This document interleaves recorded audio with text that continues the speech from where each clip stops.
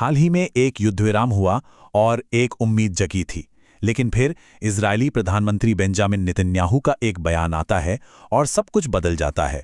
आज हम इसी घोषणा को समझने की कोशिश करेंगे, जिसने भविष्य को लेकर कई गंभीर सवाल खड़े कर दिए हैं। तो युद्ध विराम हुआ, कुछ बंधकों को छोड़ा भी गया। इसके बाद सबके मन में बस एक ही सवाल घूम रहा था कि अब आगे क्या होगा। क्या ये शांति की तरफ कोई पहला कदम है, या फिर ये सिर्फ एक तूफान से पहले की खामोशी है?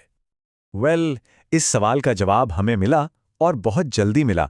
युद्ध विराम के कुछ ही दिन बाद एक ऐसा बयान आया जिसने सारी अटकलों पर, आप कह सकते हैं, फुल स्टॉप लगा दिया।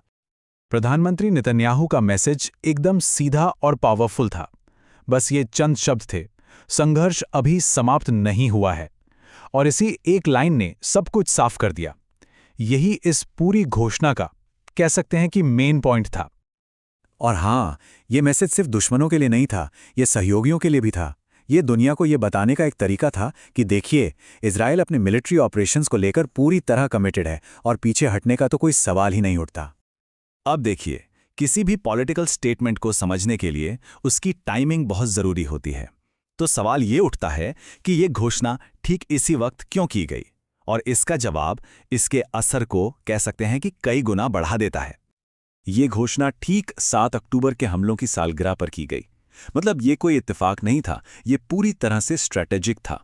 इस खास दिन को चुनकर इस बयान को एक सिंबॉलिक वजन दिया गया, जो इसे एक मामूली घोषणा से कहीं ज्यादा बना देता है। तो ठीक है, टाइमिंग तो समझ आ गई, लेकिन मैसेज में क्या था? नेतन्याहू ने सिर्फ ये नहीं कहा कि जंग जारी रहेगी, नहीं, उन्होंने ये भी साफ किया कि आगे होने क्या वाला है। बयान में एकदम साफ चेतावनी थी कि मिलिट्री ऑपरेशंस रुकने वाले नहीं हैं। इसका सीधा सीधा मतलब था, हवाई हमले जारी रहेंगे, जमीन पर टारगेटेड ऑपरेशंस होंगे और मिलिट्री प्रेशर लगातार बना रहेगा। ये सिर्फ बातें नहीं थीं, ये आने वाले दिनों का एक सॉलिड एक्शन प्लान था। लेकिन देखिए, कोई भी जंग हमेशा तो नहीं चलती।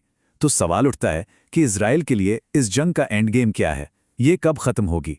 नेतन्याहू ने उन लक्ष्यों को भी साफ किया जिनके पूरा होने तक लड़ाई चलती रहेगी। और उनका बयान था, हम इस युद्ध के सभी लक्ष्यों को प्राप्त करेंगे। ये लाइन सब कुछ कह देती है। ये सिर्फ लड़ाई जारी रखने की बात नहीं थी, बल्कि कुछ खास मकसद हासिल करने की बात थी। तो सवाल है, ये लक्ष्य थे क्या? बयान में यह भी एकदम साफ कहा गया कि मिलिट्री प्रेशर तब तक कम नहीं होगा जब तक गाजा में बंधकों और मृतकों से जुड़े सारे मामले सुलझ नहीं जाते। मतलब जंग का खत्म होना इन 2 शर्तों से सीधे सीधे जुड़ा हुआ था।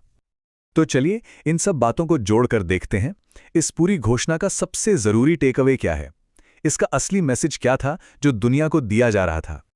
तो लबोलुबाब यह है कि इस बयान का सिर्फ एक ही मकसद था, दुनिया भर में जो उम्मीदें बन रही थी उन्हें कंट्रोल करना, और ये दिखाना कि इजराइल अपने मिलिट्री इरादों पर मजबूती से कायम है।